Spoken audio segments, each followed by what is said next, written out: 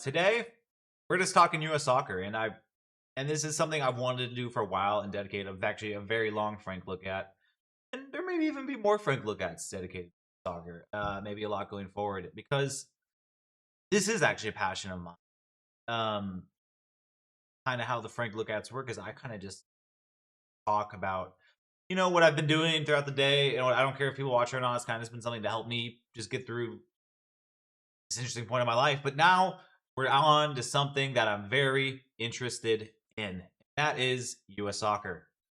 Um, my history with U.S. soccer, I've been a fan pretty much all soccer. Um, Played soccer growing up. Stopped at a young age, but I always still liked it. Watched all the World Cups that I can remember. I've been a Tottenham Hotspur fan ever since Clint Dempsey played at Tottenham. But I'm a U.S. fan first and foremost. And I do really want to talk about this World Cup and how it ended for the United States and what's going to happen going forward for the United States. But first, I feel like it's very important to talk about kind of like my history with U.S. soccer. Um, I'm 27, so I was born in 1998. I'm about to turn 28 within a month. But I don't remember the 2002 World Cup when they made the quarterfinals and actually won in the round of 16. Um, in 2006, I vaguely remember them losing in the group stage. But 2010 on, I remember every World Cup they've been in. I remember every round of 16. I remember them losing to Ghana. I remember them losing to Belgium in 2014. I remember them not qualifying in 2018. And I remember them losing to the Netherlands in 2022. And we're going to talk about all those matchups, as well as them not qualifying to 2017 for the 2018 World Cup, because it all builds off each other. But I think the biggest issue I have right now with the mentality, and we're going to talk a lot about the mentality, and I think another big issue is this is, in my opinion, the most pathetic loss they've had in a knockout game of the World Cup. And it's up there with their them getting eliminated in the group stage of Copa America a few years ago. The mentality of a lot of these players is weak. And we're going to talk about that, but um, what this loss did for me is me question a lot of like how strong are these guys when they actually play a team that on paper is better than them. I think they've gotten past the stage of like being worried about losing to teams that are on paper worse than them, like the Panamas of the world, or like even the Paraguays, Australias, and Bosnians of the world. They know they're better and they beat, but know they could beat them. This team that nothing has changed in the past, I would say, almost 10 years. I would say about 8 years is what happens when you get punched in the mouth. When they played in the 2010 World Cup and lost to Ghana in the round of 16, that was a very easy match. They actually went down in that matchup. I think it was Asamoah Gyan scored a goal in like very early on in the game, and then we came back and tied it through a Landon Donovan penalty kick. Then it was a very back and forth battle where Ghana just ended up being the better team. But it's just one of those things. Just like, okay, they make a few mistakes, the other team wins the game. 2014, Belgium, a way better team than the Belgium we just faced today. And they were dominating us, and we had chances to win the game. We just couldn't capitalize. Belgium scores 2 goals in extra time. You think the game is all over. We get a lucky Julian Green goal. And then we had like 3 other chances to tie that game before the 120th minute. And we could have. But they went down swinging. And that tournament, the 2014 tournament, was actually when I became a really, really, really big like soccer fan. And I started following the national team closely and not just watching whenever I was like, oh crap, they're on TV. I created a Twitter that was solely dedicated to the national team, following all that stuff. I followed them in 2015, 2016 when they made the Copa America, made it all the way to the semifinals where they got smacked by Argentina, I think. Yeah, they got smacked by Argentina. And then I even convinced my dad, is like, hey, let's try and go like to USA games. We went one in 2015 where they lost to Mexico at the Rose Bowl. Which was an amazing game, by the way. I think it went to time as well. I think they lost 3-2. Amazing game. And then we went to a World Cup qualifier for the 2018 cycle where the U.S. beat Honduras. But But then even I kind of fell in love after the 2018 cycle where the US qualified for the World Cup, and it took me about until probably COVID to get back into like U.S. soccer, and I did because I was still following Tottenham, but U.S. soccer is like I'm not feeling the vibes. And I slowly got my way back in, slowly started watching like all these YouTubers who were making all this stuff about U.S. soccer, and it got me interested in like, hey, this is really cool. I actually really like what they're doing here, and it made me very passionate about U.S. soccer again. We go through the 2022 World Cup. We're not the best team. We're in a group of England, Iran, and Wales. Okay, we finished second. We lose to the Dutch. We expected, but we're kind of back where we were back in 2014. And then we go into this cycle of the World. We keep Greg Berhalter around, who I'm not going to blame for at all in this video, but I do think he brought a weak mentality into the United States team that a lot of these players had. The United States is horrible in Copa America, and Greg gets fired, and the United States hire Mauricio Pochettino, who I am very familiar with as a Tottenham fan. I adore Pochettino, and he kind of changed the mentality. And going to this World Cup, I know there's a lot of people who were like concerned about Pochettino and like how we were playing because we just got smacked in a bunch of friendlies. And in the June friendlies against Senegal and Germany, we played a lot better. Kind of found like what we wanted to do. And the World Cup starts.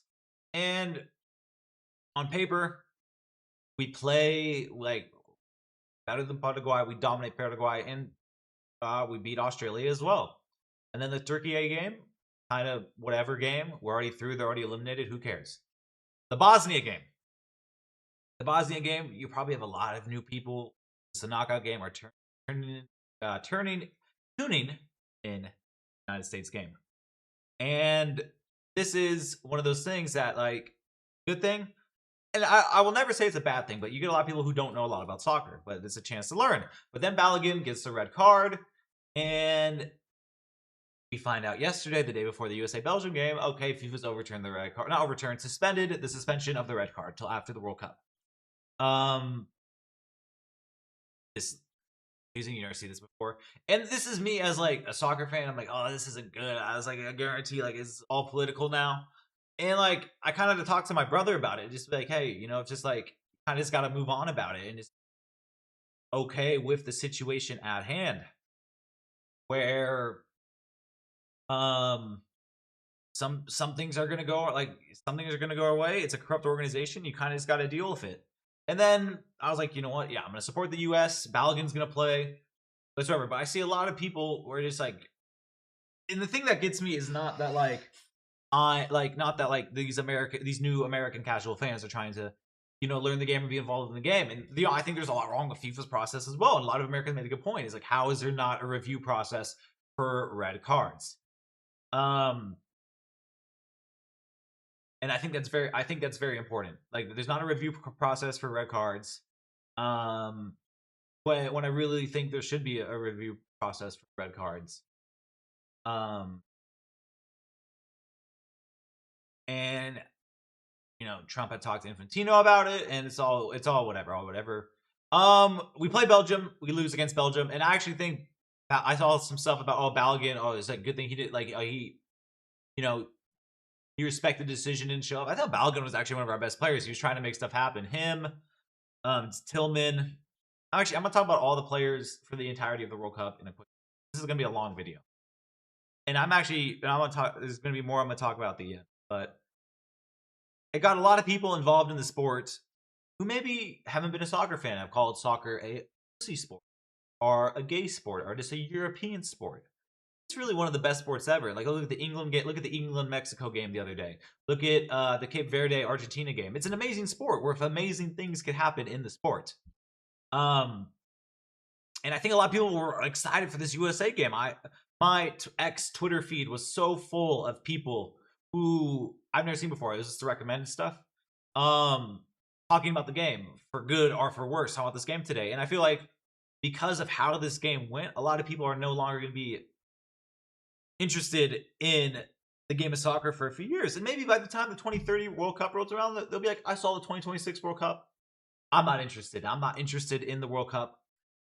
I don't think it's necessary for me to watch it. I know how this is going to go for the United States. And this is the game, I think, beyond any other game that we've had in the history of the United States, mainly because it's at home.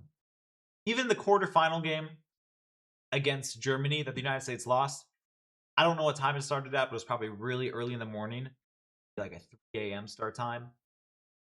Wherever on the, maybe like on the East Coast 3 a.m. so like midnight on the West Coast. I don't know, but it was probably really early in the morning. Probably not many Americans knew that they had a chance to advance to the semifinals.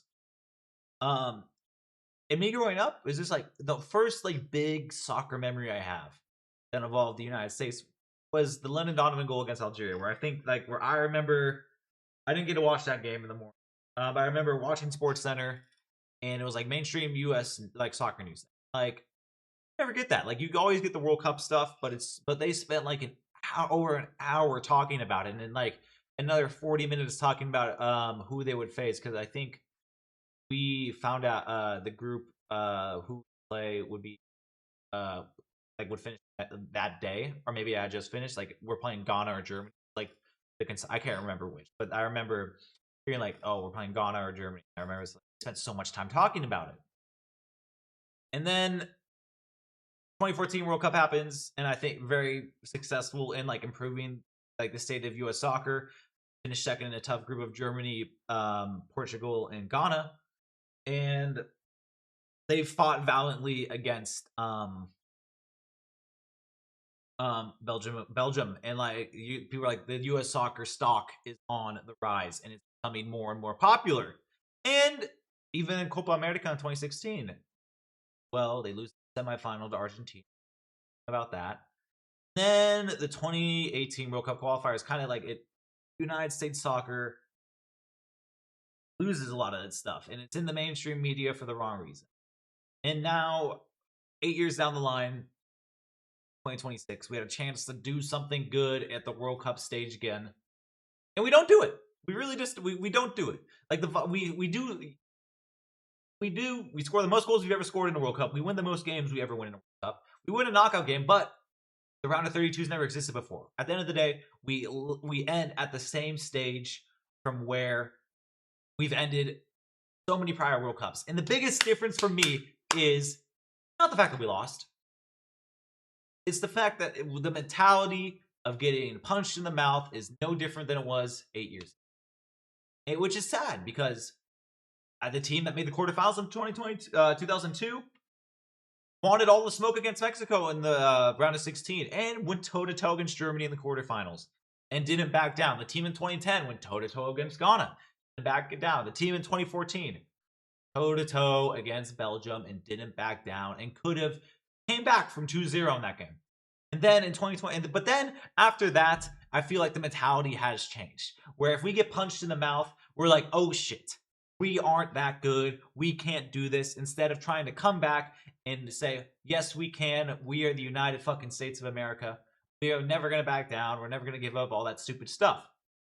Which leads me to what I want to talk about next, which is I need to talk about players roster. Let's do it. I should have had it pulled up already, but we don't. So we'll do that right now. The United States World Cup roster. Let's go down the list. I'm gonna talk about each and every one of them. If it wants to load, if the roster wants to load. Did US Soccer already take it down? We'll just go down the list. Matt Turner, backup goalkeeper of the tournament. I'll be honest. When the tournament first started, I was fine with Freeze being the starting goalkeeper, but I think Matt Turner would have probably been the better keeper for the tournament just because he had the experience. And I can admit when I'm wrong, but I think Turner probably his last World Cup. I think we have better keepers coming in. This is where my U.S. knowledge kind of lacks. I don't know enough about the youth system. I want to get involved more with the youth system.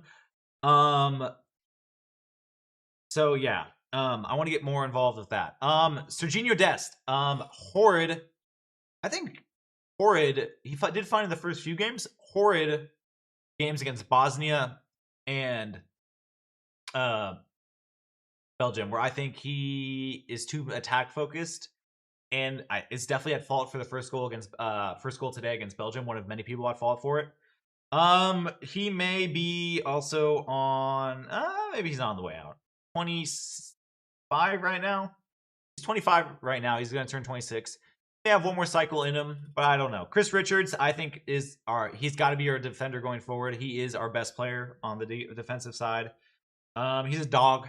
He's the type of guy you do want, and he's a great guy. And he had a good, solid tournament. He's also at fault though for the goal against Belgium today. I don't really have anything negative about him to say. If he wasn't healthy for this tournament, I guarantee we don't finish first in the group, and I guarantee we give up a lot more goals because we only gave up what? We gave up 3 against Turkey. We only gave up 4 goals in 5 games in this. No, that's a lie. Hold on, sorry. We gave up 3. We gave up 7 goals. I mean, it could have been a lot worse, but it probably would have been worse. We probably gave up more group stage goals. Bosnia may have scored against us. I like Chris Richards. Tyler Adams, also a dog. I love Tyler Adams. He is, in my opinion, one of our best players. This defensive midfielder holding it down. But once again, older guy. One of the older guys on the team. I mean, he's not that old. He's only born in 1999, which I don't make that sound like it old because that's only younger than. But he'll be over 30 for the next World Cup. We need more guys coming in. Anthony Robinson. I am a bit worried about Anthony Robinson for the future. Oh, sorry. I also thought Tyler Adams did everything. He always does his shit during the World. Very defensive minded, and he kind of flies under the radar. But he was as a dog. Jedi Anthony Robinson. He may be on his way out, and I don't want to say that because I do like Anthony Robinson, but his knees are not the most healthiest in the world, and I don't know if we'll have him next World Cup. And I honestly thought as the tournament progressed, he played worse and worse every game. He started off very strong with the friendlies, and I thought he did well against Australia and Paraguay, but another one that just got worse and worse as the tournament went on. And I have to make this part shorter because I want to keep it under 30 minutes. Austin Trusty didn't play a lot. I think he played against Turkey. I don't know if we'll see him again. Maybe we'll see how he does. He plays for Celtic, so we'll see how he does going forward. Didn't play all that much, so I don't really have much to say. Gio Reyna. I thought this game against Belgium was Reyna's best game of the tournament. I know he scored a goal against Paraguay in the last second, but he was at least trying to make things happen in this game. And I thought him coming in, we actually looked better on the ball. His biggest issue, and if we'll see him again in the future, because he's still young, he was born in 2002. Is he needs to find a club that actually is going to play him. He's not playing at back. He needs to play at a club. There's nothing wrong playing with a lower league team, like a championship level team. That's the level you get back your feet at, or even a lower level Bundesliga, or even I don't know why, but I feel like he would thrive in the in La Liga at a lower, a mid-table team. I don't know why I think that. I just do. Pretty 50-50 on what I think about Reyna this tournament. Will he be around next cycle? Maybe. McKennie, kind of the same thing as Tyler Adams, dog. I think you can make an argument he was one of our most important players. I wouldn't say he's our best. I'll get to who I think the best player was this tournament. One of the two. One of them I think is pretty obvious. Just because he does so much. If he's only a few weeks younger than me. I hope we have him for one more cycle. He had a good tournament. I think McKennie had a good tournament. Today wasn't the best day for a lot of the players, which I do want to say a lot of the guys just couldn't make the final pass for whatever reason, and usually the pass was just horrible. It wasn't even a good effort. Ricardo Pepi, horrible tournament. Never really got a chance to shine. I do think we'll have Pepi will be around. He was only born in 2003. He'll be around next cycle. I don't know what was wrong with him this tournament, but he did not look good. I came into the tournament saying I always talk to my dad about soccer because he always wants to get to. He's very big casual and he always wants to bit more, especially during World Cup time. And I was like, for once in our lifetime, or my lifetime, the United States' not weakest point isn't their strikers, because we have two good backup strikers. If and I thought Pepe was going to play better when he was on. I actually thought he did all right against Bosnia with just holding up the ball. But other than that, he didn't do anything on attack. And then we get to my opinion one of the worst players we had this tournament. Outside of 45 minutes, I thought Christian Pulisic was awful this tournament. I thought he was awful. The game against Belgium today was horrendous. He had 11 first half turnovers. And honestly, he didn't look like he wanted it. Like the biggest critique everyone has of Pulisic, and you know what? I've kind of gone back and forth. Is when he gets punched in the mouth, he doesn't fight back. He's also very injury prone, and he complains a lot. Do I like Pulisic? Yes, but I mean, maybe time to move on from the Captain America moniker that he has, the nickname, because you don't want the face of your national team be someone who can't get hit and can't get back up and go again. So very disappointing tournament. Brendan Aronson didn't really play that much. I like Aronson as well, but he did not go in that much. Will we see him again? I don't know. Born in 2000. Plays for Leeds. He does well for Leeds, but our system right now doesn't really work for him. Will we see him? I don't know. Miles Robinson. I think this will be the last time we ever see Miles Robinson. Was born in 1997, so by the next World Cup he'll be he's gonna be 30 next year in March. I don't know why he was brought on this one. I don't think he's one of our better defenders. And he kind of showed that against in the game. Unless he has a resurgence, I think we're done seeing him. And then we get to Tim Ream, the captain. Ream had a horrible game today against Belgium. I like Tim Ream. I will always love Tim Ream. I just think other times undefeated, and he just got outclassed today and a lot of other stuff, and he was put in a bad position for that third Belgium goal, which wasn't entirely his fault. It was mostly Matt Freeze's fault. And I think he was a bit of fault for the first. I would have to watch the second goal again, but definitely the first goal again. He just a step too slow against teams that are better than us. He's good against the low block teams that play the low block, that like to defend, because he's really good at passing. But you have to, play against teams that are going to attack and have the pace. He's just not that good. And I like Tim Ream. Bummer. Sebastian Berhalter. You know what? I'm going to say this, and there may be people who disagree with me. I hope we continue to see Sebastian Berhalter. He had a pretty 50-50 tournament where I thought he played bad at some points, especially early on, but I thought against Bosnia and then against Belgium today, he was the best, better players. And you know what I respect about him a lot? He does like passion. He will get up. He doesn't care if he gets hit in the mouth. He's going to fight. And he scored that goal to get us down 2-3. Oh my God, that would have been amazing. That goal. I would have lost my shit. It would have been amazing. That goal. I hope he gets a transfer out of the MLS. And I don't have anything against the MLS. I just think as long as the MLS continues on the same path that it's on, then same old story. Cristiano Ronaldo didn't play. Allegedly Vibes guy. I don't think he should be squad. I don't know why he keeps getting called up. I think he's probably he's a great guy, but Vibes can only take you so far, and he was also I think since the second game. So I don't really have much to say. I hope we're done with him. As much as I do like him, he's already in his 30s, so I doubt he will be on the way. Alex Freeman, he is only 21. He turns 22 in August. I'm excited for the future of Alex Freeman. He plays for Villarreal. I think the future is bright with him and Richards in the back. I don't think he had the best game today. He did try and make a lot happen, but he was kind of isolated a lot of the time. But I think in the future, I'm excited to see what we have from him. going to be a very good player in the future.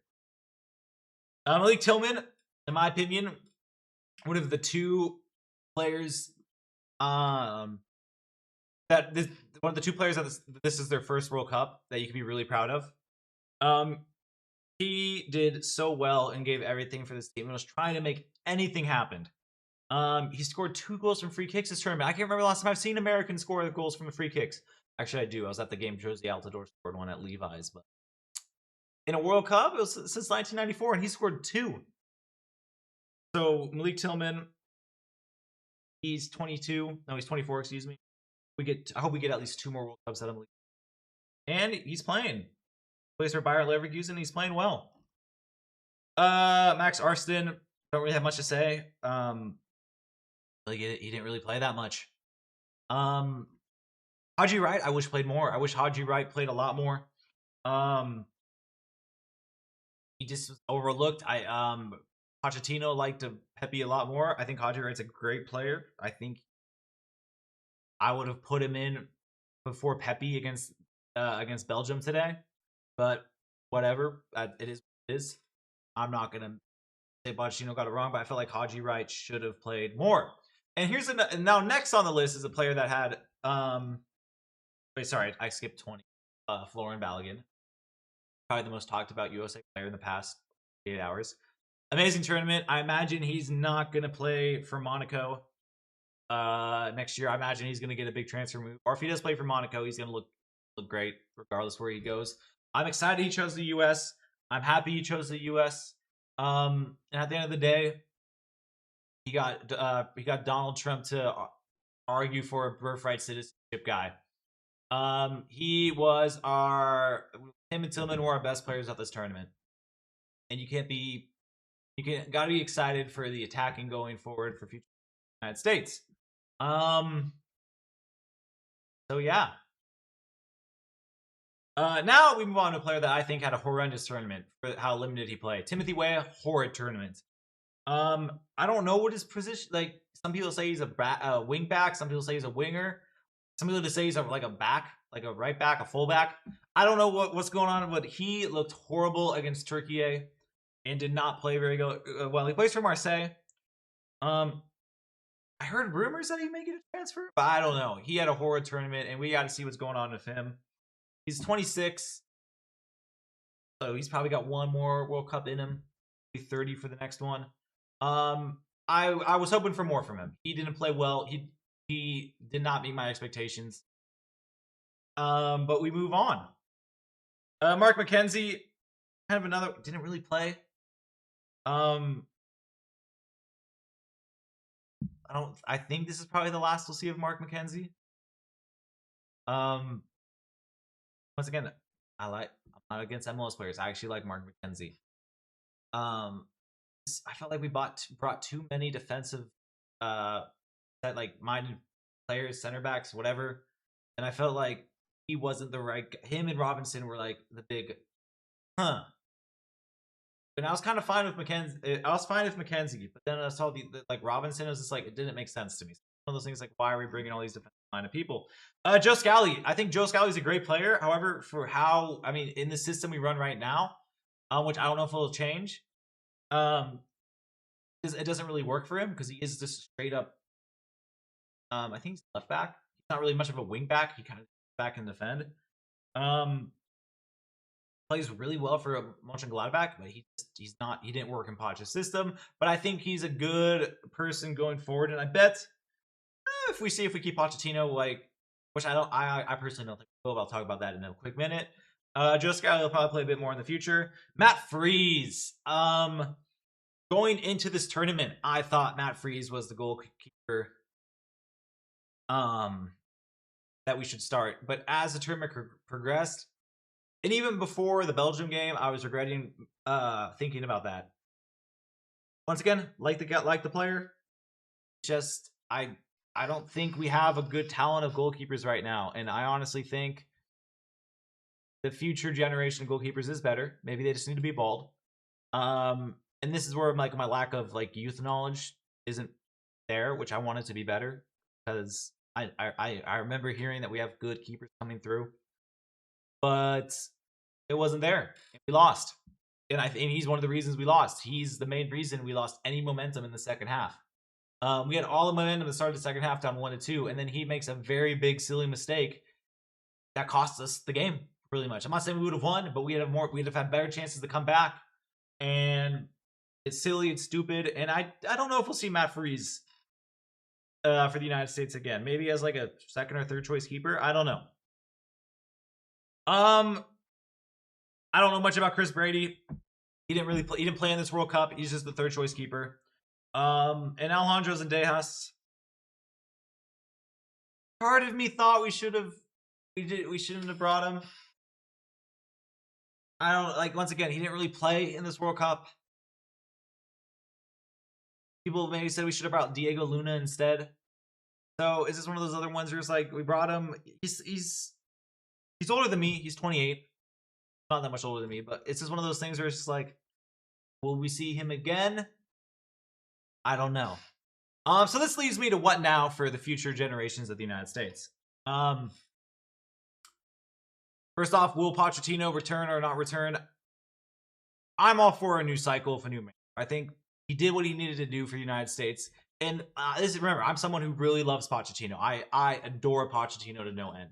But I think it gets to a point where, especially with international managers, especially if we're still trying to improve as a nation when it comes to soccer, I just want to move on for the benefit of both parties, where it doesn't become stale. I think Pochettino wants to go back into club football, even though the new contract is on the table. And who knows? Maybe I wake up tomorrow, this comes out, and Pochettino resigns until the 2030 cycle. I don't know.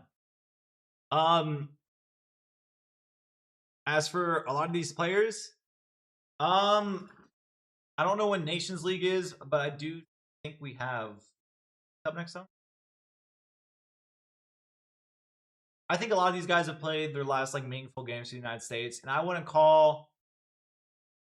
personally call any of these guys up again until the March camps we have, and I think in September and November. I don't know if we still get the Camp Cupcake in January. Let's get some new guys in. I don't care if we lose. I want to see some new guys in. Let's expand the talent pool. Dude, like there's some like, and that's that. There's some guy like. Part of me wonders, and I heard some people saying it today. Do we move on from Pulisic? Because it was embarrassing from him. Like I said, the only people who could really hold their heads high today that worked their asses off: Balogun, Malik Tillman, Tyler Adams, and Weston McKennie. Alex Freeman played well as well. But I think leadership needs to be changed a bit.